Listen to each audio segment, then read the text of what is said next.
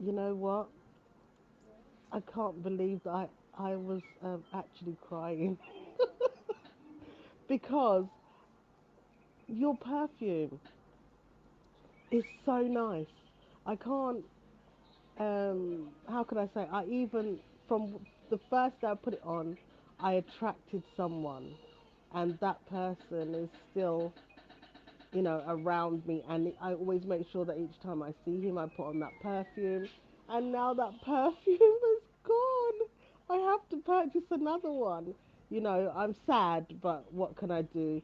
She loved the smell of it and she wanted her dolls to smell nice. So it's just life, just one of those things. But yes, I've never felt this way about a perfume before. I'm not really a perfume person, but this is just so exquisite. It's just, I don't know. There's a spiritual feel to it. I don't deal with the physical. I deal with the spiritual, and there's just a feeling of strength when I have it on. And I've got a party next week Saturday, so I'm hoping that I can order another one.